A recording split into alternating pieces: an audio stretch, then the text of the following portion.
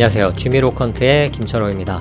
할투 채널에 트레이딩 뷰로 검증해볼 만한 투자 전략이 올라와서 같이 백테스트를 해보겠습니다. VAA라는 투자 전략인데요. 이분이 개발하셨다고 합니다. 이 전략에 대한 자세한 설명은 할투 채널 374번 영상을 보시면 될 것 같아요. 간단하게 설명드리자면 공격적인 자산군과 방어적인 자산군에 투자하는 전략인데, 대략 말씀드리면은 공격적인 자산에는 미국 주식, 그리고 세계 주식, 신흥국 주식, 그리고 미국의 총채권, 이렇게 네 가지가 들어가고요. 수비적인 자산에는 미국 단기국채, 미국 중기국채, 그리고 미국 회사채 이렇게 들어간다고 합니다. 그래서 자산 배분 전략이긴 한데 모멘텀 스코어를 계산해서 가장 최근에 잘 나가는 자산군에 100% 투자하는 전략입니다. 그래서 모멘텀 스코어를 다 계산해서 이제 미국 주식이 제일 높다 그러면은 미국 주식에 자산을 100% 담는 전략이고요. 한 달 뒤에 다시 모멘텀 스코어를 계산해서 이번에는 뭐 미국 중기국채가 가장 잘 나간다 그러면은 미국 중기국채에 100% 자금을 투자하는 그런 전략입니다. 어떤 기간이라도 100%로 투자되고 있는 거고 현금으로 돈을 갖고 있지는 않는 것 같아요. 그리고 이제 모멘텀 스코어를 이용하는데 그 모멘텀에서도 상대 모멘텀과 절대 모멘텀 이렇게 두 가지가 있습니다. 그걸 합쳐가지고 이제 듀얼 모멘텀이라고 하는데 절대 모멘텀이라는 거는 쉽게 말해서 이제 자기 자신과 비교를 하는 거죠. 어느 기간에 더 높은 수익률을 기록했느냐 그것이 될 거고요. 상대 모멘텀은 두 가지 이상의 자산군이 있을 때 어느 자산군이 더 잘 나가느냐 그것을 판단하는 기준이 된다고 보시면 되겠습니다. 공격적인 자산이 네 가지가 있다고 했잖아요. 상대 모멘텀 개념으로 네 가지 중에 가장 잘 나가는 녀석을 선택하는 거죠. 그리고 이 공격수들 중에 하나라도 마이너스 수익률이 나오면은 이제 수비 포지션으로 전환을 한다고 합니다. 그래서 수비 모드로 전환이 되면 이 수비 자산군 중에서 가장 높은 수익률을 기록했던 자산으로 100% 자금을 이동시키는 거죠. 자, 그러면 이 모멘텀 스코어는 어떻게 계산하느냐 나와있죠? 최근 1개월간의 수익에 12를 곱하고 최근 3개월간의 수익은 4를 곱하고 최근 6개월 수익은 1을 곱하고 최근 12개월 수익은 1로 곱한다. 그래서 점수를 내가지고 7개가 나오면은 가장 높은 점수를 받은 공격자산에 우선 투자를 하고요. 공격자산 중에 하나라도 마이너스가 나오면은 수비자산 중에서 고르면 되는 겁니다. 자, 수비자산이 마이너스라고 할지라도 그것을 현금으로 갖고 있는다거나 하는 거는 아닌 것 같아요. 그리고 점수는 매월 계산해서 매월 말에 리밸런싱 하면 되는 겁니다. 그래서 이 페이지에 보시면은 영어로 이렇게 설명이 쫙 나와 있고요. 강한국님께서 설명해 주셨던 ETF와는 약간 달라요. 여기에 나와 있는 거는. 그래서 일단은 여기 나와 있는 ETF를 기준으로 계산을 해보려고 합니다. 그리고 모멘텀 스코어 계산하는 공식도 여기 나와 있죠. 전략에 대해서 더 자세하게 알고 싶으시면은 이 영상을 보시기 바랍니다. 이 VAA라는 거는 이제 Vigilant Asset Allocation이라고 하네요. 이 단어는 처음 들어봤는데 경계하고 있는 그런 뜻인가 봅니다. 그럼 또 재밌는 스크립트 작성 시간이 돌아왔습니다. 같이 스크립트를 짜보면서 해볼게요. 시간대는 월봉으로 합니다. 월봉으로 해야 계산이 쉽죠. 매월 말에 이 모멘텀 스코어를 계산해서 매월 말 종가에 매매를 하는 거죠. 그리고 종목은 SPY로 놓고 시작해 볼게요. 미국 주식이죠. S&P 500을 추종하는 ETF입니다. 그러면은 뭘 어떻게 해야 될까요? 파이네이터를 여시고 일단은 총 7개의 자산군을 계산해야 돼요. 이 차트에서. 그러면은 다른 시간대나 다른 종목을 불러올 수 있는 security 함수를 쓰겠습니다. security 함수를 쓰면은 다른 종목들을 불러올 수가 있는 거죠. 그래서 저번에도 한번 security를 이용해서 스크립트를 작성했었습니다. 근데 이번에는 시간대가 아니고 다른 종목군들을 불러와야 되는 거죠. 총 7개를 불러와야 합니다. 처음에는 현재 차트가 SPY이긴 하지만 그냥 SPY를 불러와 볼게요. 불러올 시간대는 월 기준이니까 먼스에 M 써주셔도 되고 어차피 차트가 월 기준으로 되어 있으니까 그냥 이 차트의 시간대를 불러올 수 있는 그것으로 지정하겠습니다. 그래서 타임프레임 .period라고 기억을 해요. 맞네요. 타임프레임 period는 현재 차트에 설정되어 있는 그 시간대를 여기다가 넣어줄 수 있는 겁니다. 그리고 종가를 기준으로 계산할 거니까 close를 불러와야겠죠. 그리고 얘를 SPY라고 이름을 지정해 보겠습니다. 그리고 이 SPY가 어떤 결과를 내는지 차트에 넣어 볼게요. 그러면은 이 SPY의 종가가 이렇게 표시가 되는 걸 볼 수 있습니다. 다른 종목을 불러오더라도 얘는 SPY의 종가를 불러올 수 있는 거죠. 그러면 SPY에 대한 모멘텀 스코어를 한번 구해 볼게요. 전월 종가에 대해서 당월 종가가 얼마나 높아져 있는지 떨어져 있는지 그것을 구하시면 되겠죠. 그거는 현재 종가를 전월 종가로 나눠주시면 되겠죠. 그러면은 얘를 뭐라고 할까요? 일드라고 해볼까요? 일드의 Y, 그냥 Y라고 써보겠습니다. 수익률. 그래서 마이너스 1 한 다음에 곱하기 100을 해주시면은 이게 수익률로 나오겠죠. 차트에 넣어보시면, 차트를 다시 SPY로 바꿔서 비교를 해볼게요.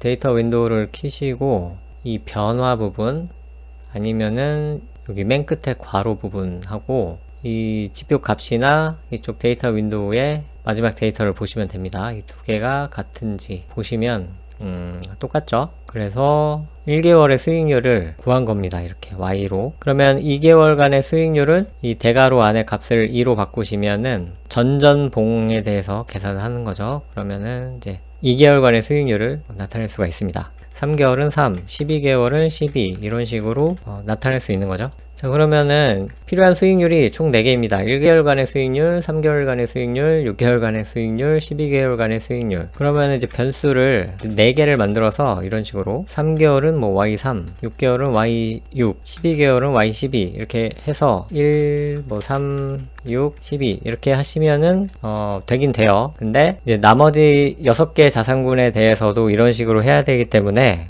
좀 더 효율적으로 할 수 있는 방법으로 해보겠습니다. 저번에 반복문을 쓰는 것을 보여드렸었는데 그것과 비슷하게 여기에서는 사용자 정의 함수를 쓸 겁니다. 그래서 함수라는 거는 방정식 같은 거예요. 어떤 입력이 들어가면은 그 입력에 대해서 계산을 해주고 결과값을 내보내주는 그런 역할을 해줍니다. 뭐 이런 시큐리티나 플롯 이런 것들은 함수긴 함수인데 내장되어 있는 함수고요. 이런 함수들 말고 이 스크립트를 사용하는 사용자들이 이런 함수를 만들 수 있거든요. 이제 그런 것들을 사용자 정의 함수라고 합니다. 그래서 어떤 함수를 만들 거냐면은 몇 개월간의 수익률을 계산해주는 그런 함수를 만들어 볼 거예요. 함수 이름도 변수 이름처럼 잘 지어야 하긴 하는데 get yield라고 해볼까요? get yield. 이 yield라는 말이 입에 안 붙어요. 철자도 좀 이상한 것 같고. 아무튼 사용자 정의 함수를 만드시려면은 그 함수 이름을 일단 정해 주시고 그 함수의 인자로 어떤 값을 받으실 건지 그것을 괄호 안에 써주시면 됩니다. 그래서 우리는 이 SPY에 대한 특정 월간의 수익률을 알고 싶은 거잖아요. 그래서 몇 개월치 수익률을 알려줘 라고 그 몇 개월에 해당하는 값을 받아서 계산을 하면 되는 겁니다. 이 대괄호 안에 값만 바뀌잖아요. 그래서 어떤 값을 받을 거냐 그 값을 이제 이름을 정해주면 되는 겁니다. 여기서는 이제 month라고 정해주고 싶긴 한데 month는 이미 내장 변수로 지정되어 있기 때문에 다른 값을 써주셔야 돼요. 앞글자를 따서 m이라고 정해주겠습니다. 이제 함수의 내용을 써주시면 되는데 함수를 정의할 때는 이렇게 등호하시고 부등호 하셔서 정의를 해준다고 합니다. 이거는 뭐 프로그램마다 다 다르긴 한데 이 파이스크립트에서는 이런 식으로 쓰는 것 같더라고요. 그래서 여기에서는 이제 함수의 내용을 써주시면 돼요. 이 값을 그대로 써주시면 되는 건데 몇 개월이라는 이 값을 받아서 여기에다가 이렇게 딱 넣어주면 되는 겁니다. 그러면은 m이 1일 때는 여기가 1이 될 거고 그러면은 1개월간의 수익률을 알 수가 있는 거죠. 그리고 m에 3이 왔다 그러면은 여기가 3으로 바뀌면서 3개월간의 수익률을 보여준다는 겁니다. 글자가 뭐 지적 바뀌는 건 아니고요. 그래서 이런 식으로 정의를 해주시면 돼요. 그러면 이 함수를 써서 계산을 해보겠습니다. 그러면은 이제 1개월간의 수익률은 get yield 하고 여기다가 그냥 1 이렇게만 써주시면 되는 거예요. 좀 더 간편해진 것 같지 않으신가요? 아무튼 이렇게 해서 일단 get yield 1 하고 차트에 넣어보시면은 이 결과랑 똑같은 결과가 나올 거예요. 당연하겠죠. 그러면 위에 거는 지우고, 여기에다가 뭐 1개월간의 수익률, 3개월간의 수익률, 6개월간의 수익률, 12개월간의 수익률, 이런 것들을 한번 표시를 해볼게요. 어떻게 나오는지 궁금하니까 중간중간에 이렇게 궁금한 값들을 플롯을 이용해서 살펴보시면 되겠습니다. 플롯 함수는 나타내고자 하는 값, 그리고 그 값의 이름, 그리고 색상, 이렇게가 첫 번째, 두 번째, 세 번째 인자로 오니까 그 인자에 대한 설명은 써줄 필요가 없죠. 그래서 굳이 필요 없지만 굳이 한번 나타내 보겠습니다. 이렇게 하다가 또 아이디어를 얻을 수가 있는 거니까 공부도 되고요. 이렇게 해서 차트에 넣어보면은 이렇게 나오긴 하는데, 보면 이제 12개월간의 변동폭이 제일 크긴 하죠. 장기적인 그런 수익률은 변동폭이 좀 크다라는 거를 그냥 볼 수가 있네요. 아무튼 그렇고, 그러면 그 모멘텀 스코어 점수를 구할 수가 있는 거예요. 자, 처음에는 1개월간의 수익률에 12를 곱했습니다. 그 다음에 여기다가 이제 더하기, 3개월간의 수익률에는 4를 곱해줬죠. 그 다음에는 6개월간의 수익률에는 2를 곱해줬고, 12개월간의 수익률에는 아무것도 곱해주지 않았습니다. 사실은 뭐 1이 곱해져 있는 거죠. 1개월간의 수익률에 12 곱했고, 3개월간의 수익률에 4 곱했고, 6개월간의 수익률에 2 곱했고, 12개월간의 수익에는 1을 곱했습니다. 얘를 스코어라고 저장해 볼게요. 그리고 스코어를 한번 출력해 보겠습니다. 어떤 결과가 나오는지. 이렇게 모멘텀 점수가 나왔어요. 그래서 뭐 마이너스가 난 때도 있고, 마이너스 390 넘는 적도 있고, 뭐 높았을 때는 뭐 150 정도까지도 올라가네요. 이렇게 하면은 이제 SPY에 대한 모멘텀 스코어를 구한 것입니다. 위에 애들은 뭐 필요가 없으니까 없애고요. 이렇게 해서 SPY 자산군 하나의 모멘텀 스코어를 구한 거예요. 그래서 나머지 6개도 이런 식으로 구해줘야 됩니다. 그럼 이제 복사 붙여넣기를 하시면 되는데, 자, 두 번째 공격적인 자산인 EFA, 그것도 이제 구현해 보겠습니다. 그 같은 기능을 하는 소스를 복사하실 때는 이렇게 복사하시기보다는 비슷한 기능들이 뭉쳐지도록 이렇게 복사를 하시면 됩니다. 자, 이런 식으로요. 이런 식으로 해주시면 됩니다. 이런 것들이 7개가 생기겠죠. 그러면은 이제 EFA를 계산해 보겠습니다. EFA. 자, 보통은 이렇게 종목명만 써주셔도 되는데, 거래소마다 같은 종목명이 있을 수 있거든요. 처음부터 거래소까지 써줄 수 있으면은 더 좋습니다. 거래소 그 코드는 어떻게 알 수 있냐면은, 이 종목명에 더보기를 클릭해 보시면은 여기 이렇게 나오거든요. AMAX SPY라고 나오죠. 종목 정보를 눌러 보시면은 AMAX 콜론하고 SPY 이렇게 나와 있습니다. 그래서 정확히 하시려면은 여기다가 AMAX라고 써주시면 되겠죠. EFA도 AMAX로 되어 있을 겁니다. 그런 것들을 다 종목을 바꿔가면서 확인해서 넣어주시는 게 더 정확하게 나오겠죠. 일단 시큐리티로 불러올 수 있는 것들을 다 불러와 볼게요. 얘를 복사해서 그냥 놓고 쓰시면 되겠죠. 그 다음에 EEM, AGG, LQD, IF, SHY, 그리고 여기다가 EEM, AGG, LQD, IF, SHY 써줬습니다. 그러면은 이 get yield도 7개가 필요하냐? 7개를 만들어서 해도 되는데 좀 더 효율적인 방법이 있죠. 이 함수에다가 어떤 값에 대한 한 달간의 수익률이냐, 그것도 입력을 받을 수가 있어요. 그래서 앞에 써주셔도 상관없고요. 뭐 이렇게 뒤에 써주셔도 되는데, 이런 식으로요. 저는 앞에 써주겠습니다. src라는 거는 이제 소스의 합자죠. 소스. 어떤 소스의 m 월간의 수익률을 가져올 것이냐, 그런 뜻이 됩니다. 그러면은 이 모멘텀 스코어도 7개가 나와요. SPY에 대한 스코어가 나오는데, 자, get yield에서 여기에다가 이 SPY 값을 써주는 겁니다. 그러면 SPY의 종가에 대한 1개월간의 수익률, 그것을 불러올 수가 있는 거예요. 그러면 뭐 나머지는 똑같은 방식으로 하시면 되고요. 이거를 7개를 만들어주면 됩니다.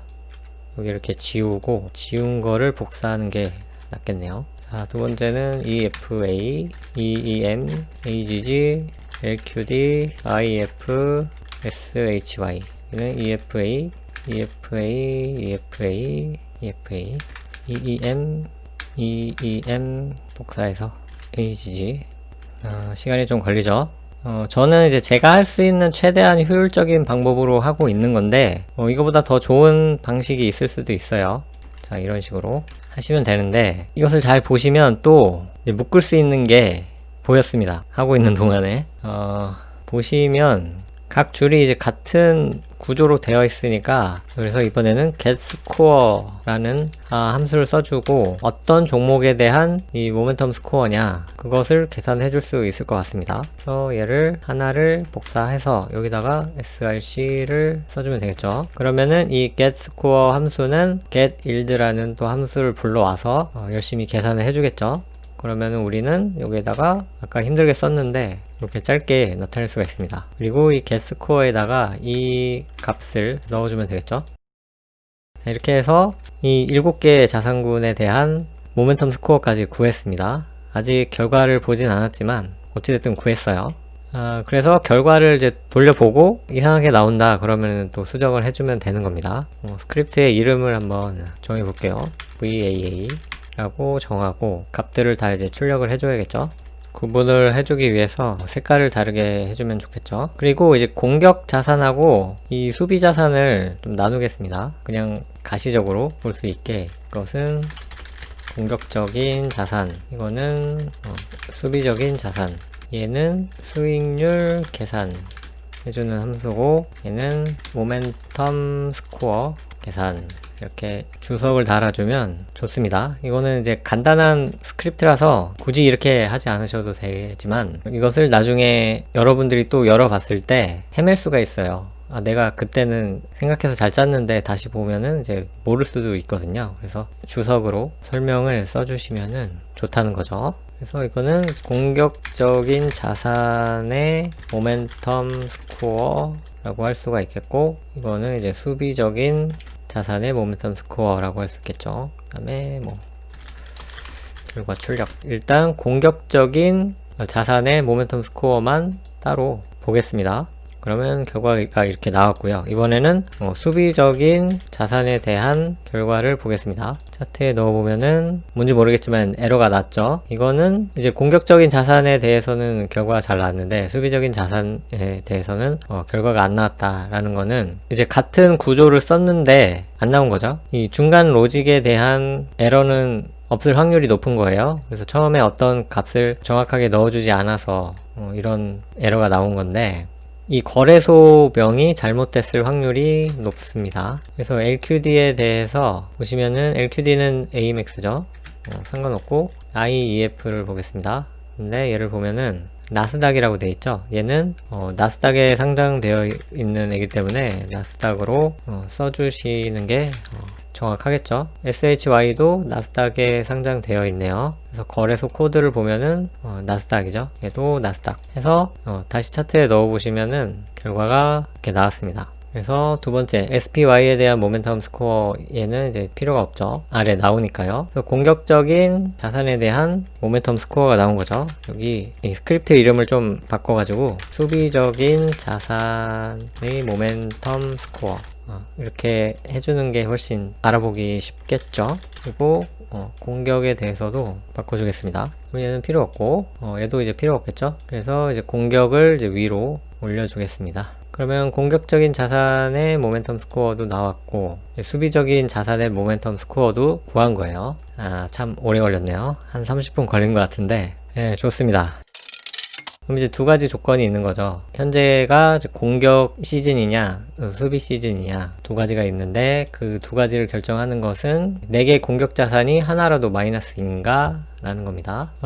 그러면은 일단 모멘텀 스코어를 구했으니까 이 모멘텀 스코어를 기반으로 해야 되는 거죠. 오펜스 컨디션이라고 변수를 하나 정해서 이 4개 공격 자산 중에 하나라도 마이너스가 나면 안 되는 거잖아요. 그렇다는 말은 이 4개의 자산군 중에 가장 작은 값을 일단 구합니다. 그래서 얘를 0하고 비교를 해보면 되는 거예요. 이 min이라는 함수는 min 함수 안에 있는 인자들 중에 가장 작은 값을 뽑아냅니다. 예를 들어서 이 SPY의 모멘텀 스코어 점수가 10이다. 그리고 EFA에 대한 점수가 5점이다. 그리고 EM은 마이너스 5점이다. 그리고 AGG는 마이너스 2점이다. 라고 했을 때, 그럼 이 min 함수는 가장 작은 값인 마이너스 5 값을 가져요. 그러면은 이게 이제 마이너스 5가 되고, 마이너스 5가 0보다 작으니까 이것이 이제 참이 되는 거죠. 근데 이제 참이 되면은 안 되는 거고, 참일 때는 여기가 이제 만약에 변수를 뭐 디펜스 컨디션이라고 정해 주시면 이제 말이 되는 건데, 우리는 이제 공격 조건을 이제 변수로 정했으니까 이 앞에다가 이제 not을 붙이시면 됩니다. 좀 설명이 어렵죠. 제가 머리로는 이해를 하는데 그것을 설명하려면 좀 힘들어요. 아니면 뭐 디펜스 컨디션이라고 해주실 것 같으면은 앞에 이제 not을 빼고 이렇게 계산하시면 됩니다. 둘 중에 여러분들이 좋은 걸로 해주시면 돼요. 그러면은 얘는 좀 더 정확한 계산을 위해서 괄호로 묶어주는 게 좋을 것 같네요. 이제 not이라는 거는 이 뒤에 값이 참이면은 거짓을 내주고요. 앞에 게 이제 거짓이면은 참을 내주는 청개구리 같은 녀석인 겁니다. 그러면은 이 중에 하나라도 마이너스 1이 나오면은 이것이 참이 되는데, 그러면 수비 모드가 되잖아요. 수비 모드가 아니기 때문에 여기 앞에다가 그냥 not을 붙여준 겁니다. 설명이 좀 어렵네요. 그러면 이제 이 오펜스 컨디션이 true가 되면은 어떤 자산군에 투자를 할 수가 있는 겁니다. 근데 어떤 자산군에 투자를 해야 되냐, 이 4개의 공격 자산 중에 가장 잘 나가는 애를 투자를 해야 되는 거죠. 그러면은 이 4개의 값을 또 비교를 합니다. 이것을 복사해서 쓰면 되겠네요. 자, 이 4개의 자산군 중에 가장 높은 값을 추출하는데, 그러면 이제 max 함수를 쓰시면 돼요. 아까와 마찬가지로 SPY가 뭐 1점, EFA가 2점, EM이 뭐 마이너스 5점, AGG가 마이너스 10점이다 하면은 이 4개 중에 가장 큰 값인 2가 되겠죠. 그리고 EFA라는 종목에 투자를 하면 되는 겁니다. 그런데 여기서 제가 잠깐 막히긴 했어요. 왜냐하면은 이 4가지 중에 가장 큰 값을 추출할 수는 있어도 그 추출된 값이 어떤 종목인지 이 파인 스크립트가 인지할 수 있게 해야 되는데 거기서 살짝 아이디어가 안 떠오르긴 했습니다. 근데 지금은 좀 고민하다가 해결했긴 했어요. 이 4개의 공격적인 자산군 중에 가장 높은 모멘텀 스코어를 변수 하나에 기록을 해야겠죠. 스코어 오펜스라고 해볼까요? 자, 그리고 이제 수비 모드일 때도 이 수비형 자산의 모멘텀 스코어도 구해야 되잖아요. 그래서 같은 방식으로 해보겠습니다. 얘네들은 이제 3개밖에 없으니까 3개만 써주시면 돼요. 이렇게 해서 가장 잘 나가는 공격형 자산, 가장 잘 나가는 수비형 자산, 그 자산들에 대한 모멘텀 스코어를 일단 뽑아내는 데까지는 성공했습니다. 여기부터가 문제인 거죠. 이제는 공격 모드일 때는 공격 자산을 사고 수비 모드일 때는 수비형 자산을 사야 되는데 그걸 어떻게 구현하는가. 그 수익률을 누적하면 되겠죠. 해당 자산군에 대한 수익률을 월마다 하나의 수익률을 구해서 그 수익률들을 곱해주면 되는 겁니다. 뭔가 이렇게 사고 팔고 하는 게 아니라 그 수익률만 일단 누적을 해보면 결과가 나오는 거죠. 그럼 이제 함수 돌리는 차원에서 이 모멘텀 스코어 결과 그래프를 보겠습니다. AGG 같은 경우에는 2004년 9월부터 결과가 나오는 것을 볼 수 있습니다. 이 AGG라는 게 2004년 9월에 아마 상장이 되었던 걸로 생각이 들어요.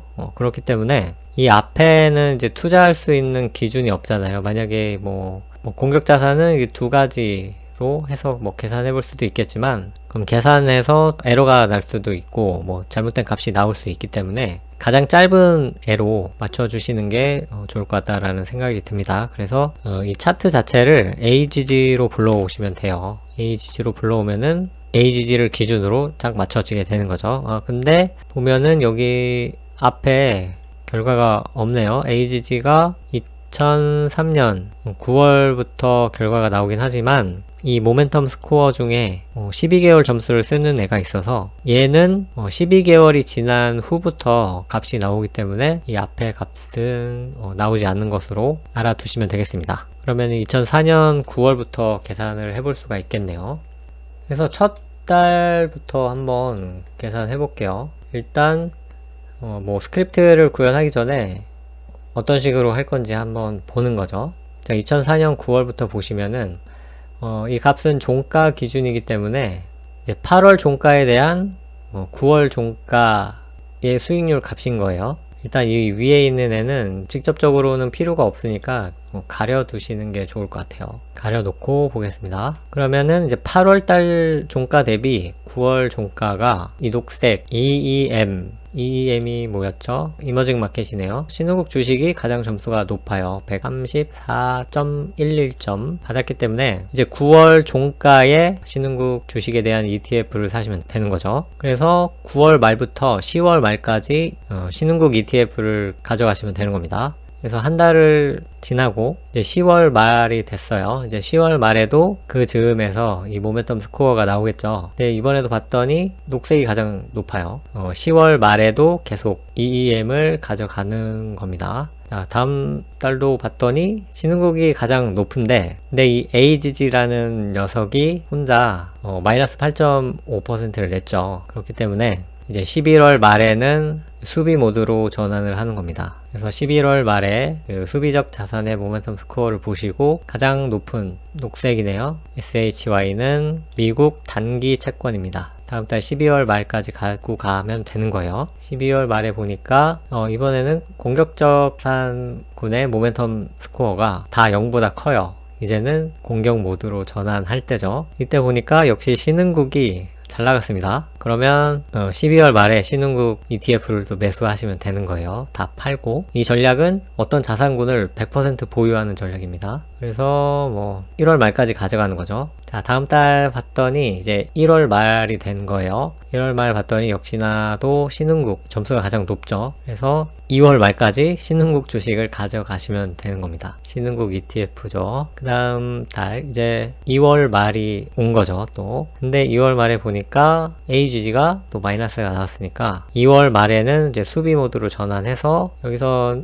또 이제 단기 채권이 가장 높네요. 마이너스이긴 하지만 그럼 또 3월 말까지 단기 채권을 가져가면 되는 겁니다. 2월 말에 단기 채권 매수. 그리고 이제 3월 말 되면은 역시나 계속 수비 모드가 유지가 돼요. 그리고 단기 채권이 가장 높기 때문에 계속 단기 채권 갖고 있으면 되는 겁니다. 다음 4월 달에는 여전히 수비 모드로 돼야 하는 거죠. SPY가 마이너스 21.82니까요. 근데 IEF가 가장 점수가 높죠. IEF는 중기채권이죠. 미국 중기채권 ETF를 4월 말에 사서 5월 말까지 가져가시면 됩니다. 5월 말에는 EFA가 마이너스이기 때문에 수비모드 계속 유지가 되고요. 6월 말까지 IEF 계속 들고 가시면 되는 거죠. 6월 말에 보니까 이제 공격 모드로 바꿔도 된다. 계속 신흥국 ETF가 괜찮았네요. 이때는. 그럼 6월 말에 또 신흥국 ETF 매수하시면 되는 겁니다. 자, 이런 식으로 쭉쭉쭉 계산하시면 되는 거예요. 이런 식으로 계산을 해서 최근을 보면은 이제 6월 말을 봐야겠죠. 6월 말에 신흥국 역시나 신흥국 ETF가 가장 높은 점수이기 때문에, 그리고 공격자산의 모멘텀 스코어가 0보다 크기 때문에 신흥국 ETF를 가지고 있으면 되는 겁니다. 현재 이렇게 해서 어떤 식으로 이제 계산이 되는 건지는 다 해봤습니다. 이제 그거를 구현해야겠죠. 각각의 월에 대해서 어떤 수익률이 곱해지는지 해당 주전 선수라고 해야 될까요? 주전 자산군들의 그 수익률을 일단 나타내주면 되겠습니다. 그래서 곱해지는 딱히 이제 생각나는 변수 이름이 없으니까 그냥 레인지라고 한번 해볼게요. 어떤 값이 나와야 되냐? 첫 번째 2004년 9월에는 EEM에 대한 수익률이 나와야 돼요. 전월 종가 대비 현재 월의 종가에 대한 그 수익률이 나오면 됩니다. 그래서 그 수익률은 앞에서 일단 이렇게 계산을 했어요. 이 함수를 통해서. 그래서 이 함수를 가져와서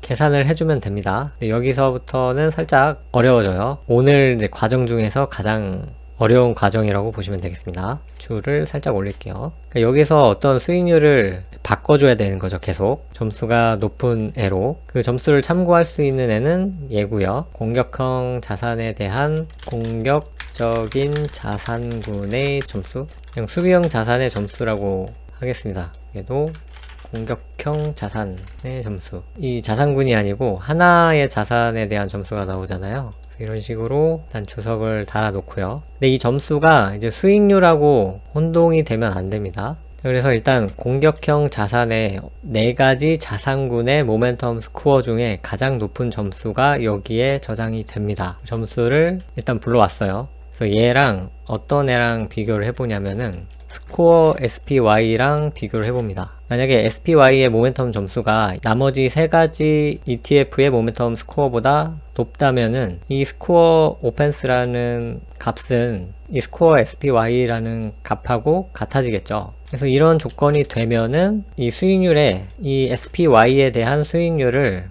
대입해주면 되는 겁니다. 자, 이런 식으로 제 설명이 부족하여 이해하시기가 좀 어려우실 수도 있는데, 자, 이렇게. 그러니까 SPY가 가장 잘 나간 가장 높은 모멘텀 점수라면은 SPY에 대한 1개월 수익률을 레인지에 넣어주는 거죠. 만약에 그게 아니라면은 이제 0값을 일단 넣어 볼게요. 자, 그리고 이거는 전월을 기준으로 계산이 되는 거니까 여기에다가 이제 직전 월봉에 대한 값, 그것을 이제 비교해서 넣어야 하기 때문에, 그러니까 한 달 전을 기준으로 계산할 수 있게 이렇게 해줄 겁니다. 그러니까 한 달 전 점수가 기준이 되는 거기 때문에 이렇게 해볼게요. 만약에 우리가 생각하고 있는 결과가 안 나오면은 또 바꿔주면 됩니다. 그러면 플롯으로 해서 이 레인지가 어떤 값을 출력하는지 보겠습니다. 그러니까 우리가 기대하는 값은 SPY의 모멘텀 스코어가 가장 높을 때, 다른 공격형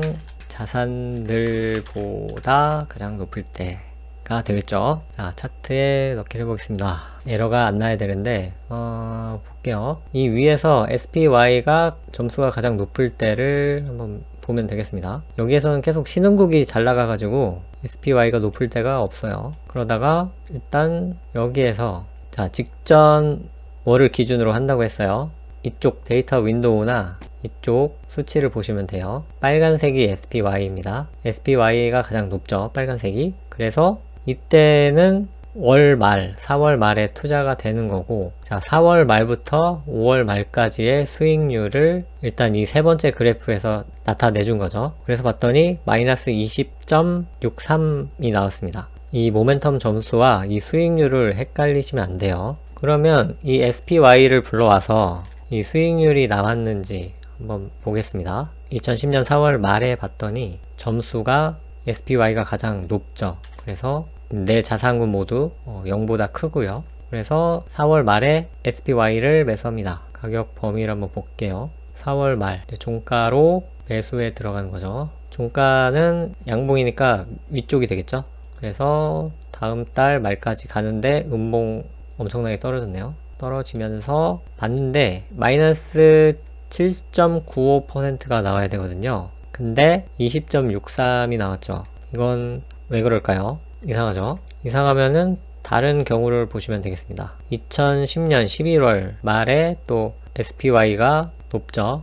근데 여기서는 아직 수비형으로 전환하는 조건을 안 넣어줬기 때문에 그것과는 상관없이 발생해요, 이 SPY에 대한 수익률이. 그래서 여기서 일단 계산을 해보겠습니다. 11월 종가에 매수해서 12월 종가에 파는데 6.12%가 나왔어요. 근데 여기는 또 14.98이 나왔네요. SPY의 한 달 기준 수익률을 알고 싶었지만 값이 다르게 나왔다. 그러면은 이 값이 의심을 받는 거죠. 신뢰도에 대한 의심을 받기 때문에 일단 얘를 복사해서 이 앞에 조건들을 일단 없애고 이 값만 출력을 해볼게요. 어떤 문제가 있는지. 자, 보는데 이제 위에 값이랑 밑에 값이랑 다르게 나오죠. 원래는 같아야 되는데 다르게 나옵니다. 그래서 제가 그 혼자 해볼 때 여기서 좀 헤맸어요. 이 함수 값을 써주면은 이 결과가 제대로 나와야 되는데 이상한 값이 계속 나와가지고 제가 뭐 잘못 짠 건지 혼란이 있었습니다. 그래서 제가 내린 결론은 이거는 트레이딩뷰의 버그로밖에는 생각할 수가 없다. 그래서 여기서는 수익률 함수를 쓸 수가 없어서 함수를 쓰지 않고 그냥 생자로 이렇게 구현을 해보기로 했습니다. 이렇게 하면은 여기 대괄호에다가 m이 아니라 1을 써줘야겠죠. 차트에 넣어보면은 에러가 여기가 SPY가 돼야겠죠. 그러면은 제대로 된 값이 나왔죠. 이번에는 7.95가 나왔습니다. 여기에서도 제대로 된 값이 나왔고요. 그래서 저는 이 함수를 쓰고 싶었는데 안 됐어요. 그러면 뭐 차라리 얘를 그냥 변수로 range SPY 이런 식으로 해서 이렇게 해주는 것도 좋을 것 같네요. 함수가 아니고 변수를 써가지고 토스가 더 길어지긴 하지만 이런 식으로 하는 게 그나마 더 깔끔한 것 같습니다. 일단 제가 생각한 대로는 나왔어요. 제가 제대로 생각을 했던 거면은 결과도 올바른 결과가 나오겠죠. 그래서 SPY가 가장 잘 나갈 때 그 SPY에 대한 수익률을 일단 표시를 딱 해준 겁니다. 자, 그러면 나머지 3개의 공격형 자산군에 대해서도 써주면 되겠죠. 그럼 이제 사망연산자를 써서 순차적으로 이 뒤에다가 이 조건들을 계속 추가를 해주시면 돼요. 이 조건을 이제 복사해서 만약에 SPY의 모멘텀 점수가 가장 크지 않다면은 다음으로 넘어가는 거죠. 콜론 다음으로. 그래서 이번에는 SPY가 아니고 두 번째 공격형 자산인 EFA를 계산합니다. 그러면은 EFA가 가장 모멘텀 점수가 크다면은 EFA의 그 수익률을 출력해줘라 하는 거겠죠. EFA 여기다가 이 함수를 써주면 되지 않을까요? 이 함수 뭐 길이는 비슷한데 여기서는 이제 SPY를 한 번만 써주면 되잖아요. 이런 식으로 EFA 이런 식으로는 되나 한번 보겠습니다. 아, 이런 식으로는 되네요. 그러면 뭐 이런 식으로다가 나머지 애들도 EEM, AGG, 이렇게 써주겠습니다. 그리고 이제 EFA가 가장 큰 모멘텀 점수가 아닐 때 다음으로 또 넘어가면 되는 겁니다. 이번에는 EEM이 되겠죠.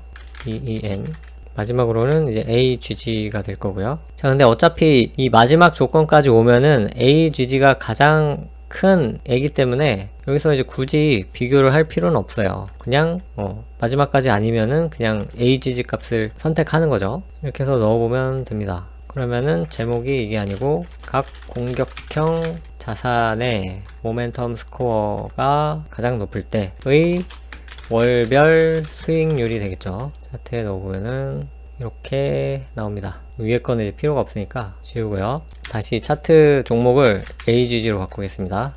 요 앞에는 모멘텀 스코어가 없을 텐데 뭐 이 값이 어떻게 나오는지 모르겠어요. 어떻게 나온 거지? 아, 중간에 갑자기 새로 고침이 되는 바람에 다 날아갔습니다. 일단 다시 치긴 했는데 흐름이 딱 끊겼네요. 일단 다시 해보죠. 자, 공격형 자산들 중에 가장 잘 나가는 자산군의 수익률을 뽑아온 겁니다. 결과는 잘 나왔고요. 그러면 이제 공격 모드와 수비 모드를 판단해서 배정해주는 과정이 필요합니다. 그러면 아까 위에서 요거를 살짝 남겨놨었죠. 오펜스 컨디션 요거를 이 앞에다가 써줘 보는 겁니다. 그래서 지금이 오펜스 컨디션이면은 공격형 자산들 중에 가장 잘 나가는 그러니까 모멘텀 점수가 가장 높은 애의 수익률을 레인지에 넣어주는 거고요. 그것이 아니면 일단 빵을 넣어줘 보겠습니다. 그래서 레인지를 출력해 보는데 이번에는 이제 공격 모드일 때만 인 거죠. 결과를 보시면 0이 되는 부분이 나와요. 이렇게 0으로 된 부분은 뭐냐면은 직전 월에 있어서 어느 하나라도 마이너스가 나오면은 다음 달은 0으로 나오는 겁니다. 거기에는 이제 투자를 안 할 거기 때문에 공격형 자산군들 중에는 투자를 안 하는 거죠. 그렇기 때문에 0이 되는 겁니다. 여기까지 잘 왔죠? 그러면 이 0이 되는 구간에서는 수비형 자산을 매매하면 되는 거죠. 그러면 공격형 자산을 계산했을 때처럼 똑같이 해주시면 됩니다. 이거를 복사해서 여기 콜론 뒤에다가 넣어주시면 되겠죠. 근데 이렇게 넣어주시면은 소스가 너무 길어지죠. 옆으로 길어지기 때문에 이 줄바꿈을 통해서 끊어주시면 좋습니다. 근데 이 줄바꿈이 이렇게 뭐 변수 이름에서 아무렇게나 이렇게 하시면 안 되고요. 의미 있는 구간, 그러니까 뭐 예를 들어서 이렇게 띄어쓰기가 가능한 곳에서 줄바꿈을 해주시면 좋아요. 좀 다른 스크립트도 보다 보시면은 어디에서는 이렇게 줄바꿈을 해도 되는구나 라는 거를 아실 수 있을 거예요. 사망연산자가 조건 물음표 참일 때 실행 콜론하고 뭐 거짓일 때 실행 이런 구조인데 이게 길이가 길어서 줄바꿈을 해야 된다 그러면은 그 부호 앞에서 이런 식으로 줄바꿈을 해주시면 돼요. 단 이제 줄바꿈 해주시고 앞에 한 칸을 들여쓰기 하셔야 그 윗줄하고 이어지는 걸로 인식이 됩니다. 그래서 그 부호가 앞에 있으면은 사망연산자를 이렇게 줄바꿈해서 나타내구나 라는 거를 인식하기가 쉬워요. 그래서 이렇게 해주시는 게 좋습니다. 아니면 사람에 따라서는 문장 부호를 맨 뒤에 남겨놓고 이런 식으로 하시는 분도 계실 겁니다. 그래서 줄바꿈에 대한 결과가 제대로 나오는지 이것도 지금 해볼게요. 지금은 이제 사망연산자를 이제 여러 개를 썼어요. 사망연산자가 아주 편하고 유용하기 때문에 이 품은 대신에 간단하게 자주 사용하고 있습니다. 그래서 가장 이제 최외곽에 있는 이 오펜스 컨디션을 통해서 조건을 이제 계산하는 부분에 있어서 이 물음표와 여기 이 콜론에서 줄바꿈을 해주시고 앞에 한 칸 들여 쓰주시면 되겠습니다. 그럼 위에는 이제 공격형 자산, 밑에는 수비형 자산에 대한 계산 결과가 되는 거죠. 자, 밑에는 수비형 자산 점수를 기준으로 해야 되니까 스코어 오펜스 대신에 스코어 디펜스가 올 거고요. 여기도 각 종목에 대한 점수들 써주시면 되고 각 자산에 대한 수익률 그것을 써주시면 되겠습니다. 그리고 이 수비형 자산에서도 맨 마지막에서는 계산을 할 필요가 없어요. 맨 마지막 자산은 그냥 이런 식으로 해주고 차트에 넣어보죠. 자, 그러면은 각 공격 및 공수전환의 경우 월별 수익률이라고 해야 될까요? 자산 선택에 의한 월별 수익률 차트에 넣어보시면은 에러가 여기를 수비형 자산에 대해서는 얘를 계산을 안 해줬었네요. 그 수비형 자산에 대한 수익률도 get yield 함수를 써서 넣어주겠습니다. 이러면 되겠죠? 차트에 넣어보시면은 이제 직전 그래프에서 0으로 된 부분에 수비형 자산에 대한 수익률 그것이 이제 표시가 될 거예요. 그럼 우리가 투자해야 하는 그 자산군의 각 월별 수익률이 구해진 겁니다. 그래서 앞에 것들은 없애고요. 저장을 해야겠죠. 하다 보니까 제가 잘못 생각한 부분이 있는 것 같아요. 이 앞에 수익률이 나오면 안 되는데 여기에서 이 마지막에 나오는 애들도 계산을 해줘야 될 것 같습니다. 그래서 아무것도 이제 해당이 안 되면은 0을 넣어주는 방식으로 하는 게 좋을 것 같아요. 이렇게 해서 다시 넣어보겠습니다. 이 앞이 0으로 나오면 되는 건데 0으로 나왔죠. 이렇게 돼야 제대로 계산이 될 것 같습니다. 잠시만요. 또 복사 붙여넣기를 하다 보니까 여기가 이제 오펜스가 아니고 수비형 자산들의 최고점들과 비교를 했었어야 되는데 여기 또 잘못됐었네요. 여기 중간에 왜 0이 나오는지 봤는데 여기가 잘못됐었네요. 복사 붙여넣기의 폐해입니다. 자, 이번에는 잘 나오겠죠.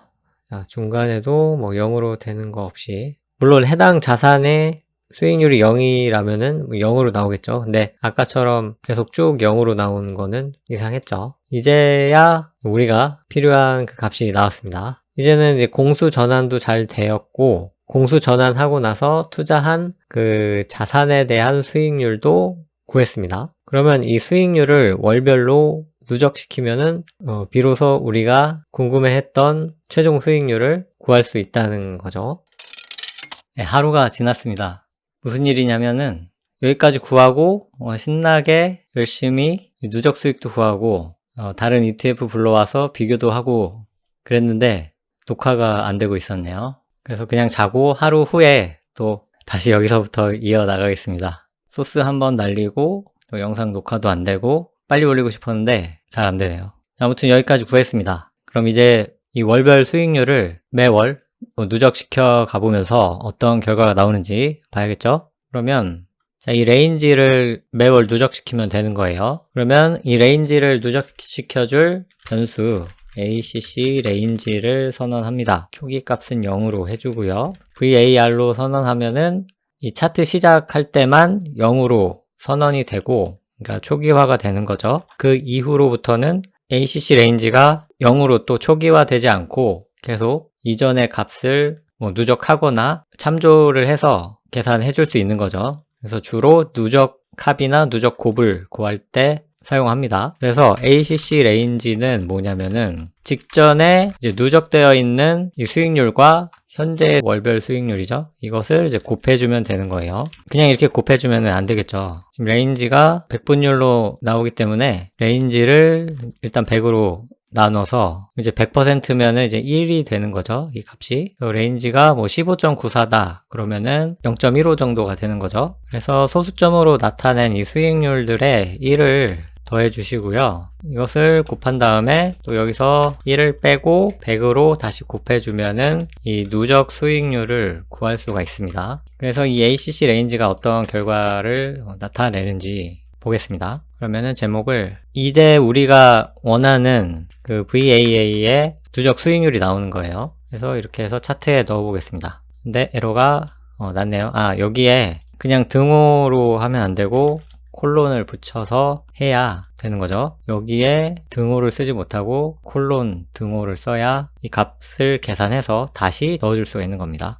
그러면 일단 결과가 나왔어요. 그럼 파인 에디터는 잠깐 내려보고요. 이 종목은 볼 필요가 없으니까 맨 밑으로 내리겠습니다. 이렇게 하면은 밑으로 내릴 수가 있죠. 그럼 우리가 원하는 VA에 대한 누적 수익이 이렇게 아주 멋지게 나왔습니다. 그래서 2004년 9월 말부터 해서 현재 뭐 한 6월 말 정도까지 441%의 누적 수익을 기록했습니다. 그러면 이제 100만 원을 가지고 시작했다고 했을 때 441만 원의 순수익을 기록한 거죠. 자, 그럼 여기서 연복리를 한번 구해 보겠습니다. 2004년 9월부터 6월 말까지 해볼까요? 189봉이기 때문에 189개월이죠. 이것을 12로 나누면 15.75가 나와요. 그럼 15.75년 동안에 수익률이 441%라는 거죠. 순수익률이 되겠죠. 순수익률이니까 그러면 원금이 예를 들어서 100만 원으로 시작했다. 그러면은 이제 추가 수익 441만 원이 발생한 거예요.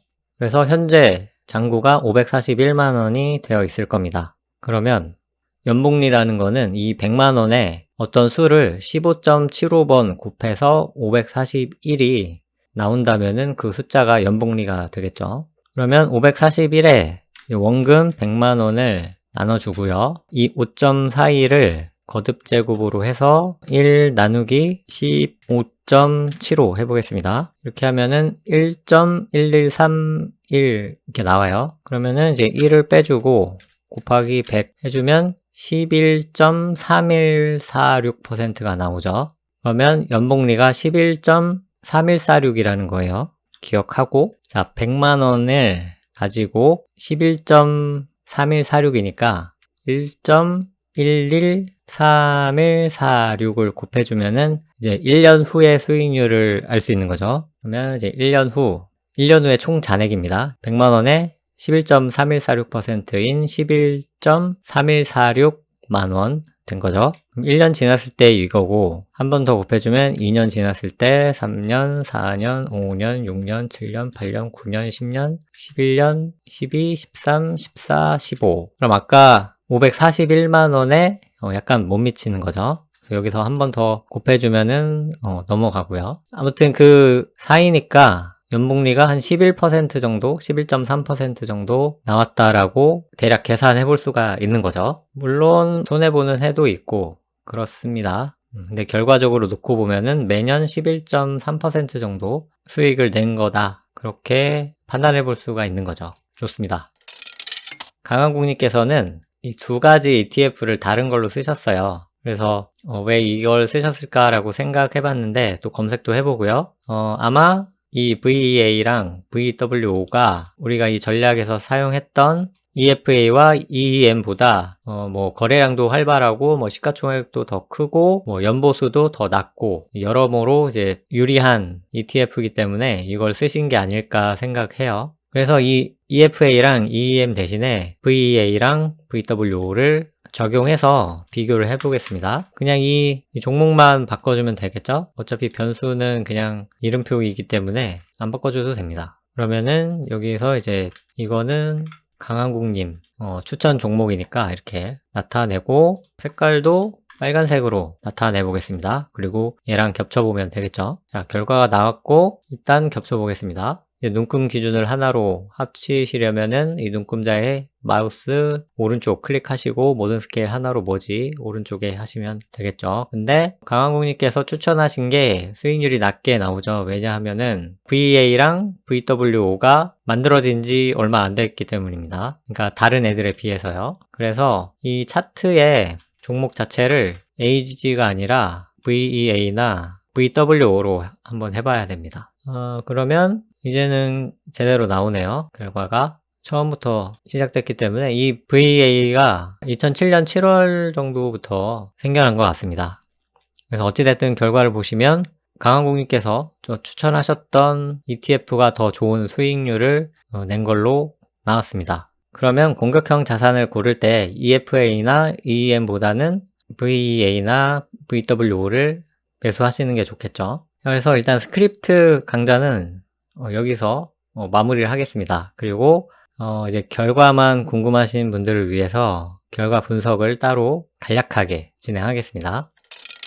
자, 그러면 결과가 나왔으니까 강한국님께서 추천해주신 VAA 이 전략에 대한 백테스트 결과를 같이 살펴보겠습니다. 일단 공격형 자산의 모멘텀 스코어를 구했어요. 그리고 수비형 자산의 모멘텀 스코어도 이렇게 구했습니다. 자, 기본적으로는 이 공격형 자산 중에 가장 잘 나가는 자산을 매수하는 건데 공격형 자산 중에 하나라도 마이너스가 나오면, 그러니까 수익률이 아니고 이 모멘텀 스코어가 하나라도 마이너스가 나오면 수비형 자산으로 갈아타는 겁니다. 이 점수는 매월 말에 계산이 되고요. 이제 수비로 전환하면은 이 수비형 자산 중에서 가장 모멘텀 스코어가 높은 자산을 매수하게 됩니다. 이 수비형 자산은 모멘텀 스코어가 마이너스라고 할지라도 현금을 보유하거나 그런 것이 아니고 가장 점수가 높은, 예를 들어서 2009년 12월 말에는 수비형 자산 3가지가 모두 마이너스의 모멘텀 스코어를 기록했어요. 그러면 다 파는 게 아니고 2009년 12월 말에는 그나마 가장 높은 값인 녹색이죠. 여기서 SHY네요. SHY를 100% 매수해서 가는 겁니다. 그 다음 달도 이 공격형 자산 중에 EEM이 마이너스이기 때문에 계속 수비 자산 갖고 가는 거죠. 그 다음 달도 마찬가지고. 근데 2010년 3월 말에 보니까 공격형 자산들이 모두 플러스 모멘텀 스코어를 기록했어요. 그래서 2010년 3월 말에는 가장 점수가 높은 녹색이죠. EEM을 100% 매수하면 되는 겁니다. 이 공격형 자산을 매수하기 전에는 당연히 수비적 자산을 갖고 있었기 때문에 수비 자산을 모두 팔고 또 100% 공격형 자산을 매수하면 되는 겁니다. 그래서 현금을 보유하고 있는 때는 없고요. 그 매매가 일어나는 동안 아주 잠깐은 갖고 있을 수 있겠죠. 근데 기본적으로는 공격이나 수비적 자산에 100% 들어가 있는 겁니다. 자산 배분 전략이긴 하지만, 그러니까 뭐 100대 0대 0대 0대 0대 0대 0이 되는 거죠. 그리고 이제 또 다음 달에 모멘텀 스코어를 계산해서 또 자산 배분의 비율을 다르게 가져가는 겁니다. 그러니까 동적 자산 배분 전략이 되겠죠. 그래서 각 모멘텀 스코어를 계산해서 자산군을 선택했잖아요. 그래서 이 세 번째에 선택된 자산군들의 월별 수익률을 나타냈습니다. 2008년 그때는 2개월 연속 15% 수익이 나기도 하네요. 그래서 이 나온 월별 수익률을 계속 누적해서 최종 네 번째 이 결과가 나왔습니다. 그래서 이 파란색은 그 전략에서 소개했던 7개 ETF를 그대로 쓴 거고요. 이 빨간색은 강한국님께서 영상에서 소개하신 7개의 ETF를 기준으로 결과를 낸 겁니다. 그래서 보면은 강한국님께서 추천하신 ETF가 약간 더 수익률이 좋았죠. 그래서 이 ETF들은 기본적으로는 미국, 그리고 선진국, 그리고 신흥국, 그리고 미국 총채권 이렇게 4가지로 구성하는데 선진국 ETF에도 종류가 많을 거고 이 이머징 마켓 신흥국 ETF도 종류가 많을 거란 말이에요. 미국 주식도 종류가 여러 가지겠죠. 그래서 여러 가지 ETF들을 넣어서 백테스트 결과를 비교해 볼 수가 있겠죠. 여기에서는 레버리지를 안 쓴 ETF들을 골랐는데 만약에 2배 레버리지 ETF들을 넣어 본다면은 미국 주식 레버리지 ETF도 당연히 있을 거고 선진국도 있을 거고 신흥국도 있을 거고 채권 ETF도 레버리지 종목이 있으니까 그런 것들을 넣어봤을 때 최종 수익률이나 최대 손실폭이 어느 정도나 될 것인가, 그런 것도 한번 해보면 재밌을 것 같네요. 근데 지금 하기에는 영상이 너무나 길어졌기 때문에 그거는 다음에 시도해 보겠습니다. 그러면 이 결과에서 연복리만 한번 구해보고 마치겠습니다. 143봉이니까 이것을 12로 나누면 11.91 년이 나오고요. 이 두 전략의 중간쯤인 260%를 기준으로 해보겠습니다. 100을 더해주고 100을 나눠주고 이것을 1 나누기 11.916으로 해보면 되겠죠. 그러면은 여기서 1 빼고 100을 곱해주면은 11.3487%가 나왔습니다. 그러니까 매년 11.3487%의 수익률을 기록했다, 이렇게 말씀드릴 수가 있을 것 같고요. 그러면은 대략 12번을 곱해보면 되겠죠. 11.3487 100 곱하기 1.113487 1년, 2년, 3, 4, 5, 6, 7, 8, 9, 10, 11, 12 이제 원금 100만원을 추가한 거니까 대략 나오네요. 그래서 100만원은 원금이었고 263만원이 순수익이 된 거였죠. 물론 여기에서는 자산군을 매매할 때 발생하는 수수료나 세금 이런 거는 포함되어 있지 않기 때문에 최종 수익률은 약간 떨어질 거예요. 하지만 착실하게 우상향하는 모습을 보여주고 있기 때문에 충분히 해볼 만한 전략이라고 생각합니다. 그래서 자산군을 100% 투자하는 전략이기 때문에 다소 위험해 보이긴 해요. 그래서 여러분들께서 이 전략을 쓰실 때는 위험을 감수하겠다 하시면은 뭐 100% 이 전략대로 하시면 되고, 아니라면은 여러분들의 자산의 10%, 10%도 많다 하시면은 뭐 5% 하셔서 이제 계좌 하나를 별도로 운영해보는 것도 재밌을 것 같네요. 자, 이렇게 해서 VAA 전략에 대한 스크립트 작성과 백테스트 분석이 끝이 났습니다. 이 스크립트도 제 생각대로 잘 나온 것 같고요. 어찌됐든 이 전략도 우상향하고 있는 전략이기 때문에 여러분들께도 아이디어를 드릴 수 있지 않았나 생각합니다. 물론 이 전략은 강한국님께서 소개를 해주셔서 알게 된 거니까 이 할수 채널의 374번 영상을 한번 보시면 더 도움이 될 거예요. 굉장히 재밌었고요. 이 전략이나 아니면 다른 전략에 대해서 궁금하신 사항이나 이렇게 트레이딩 뷰에서 백테스트 할 수 있는 어떤 전략을 알고 계신다 하시면은 언제든지 댓글로 제보해 주시면 좀 힘이 들고 재미는 없지만 스크립트 같이 짜보면서 공부도 하고 백테스트도 하는 그런 즐거운 시간을 가져보겠습니다. 그럼 저는 다음에 또 유익한 영상으로 찾아오겠습니다. 고맙습니다.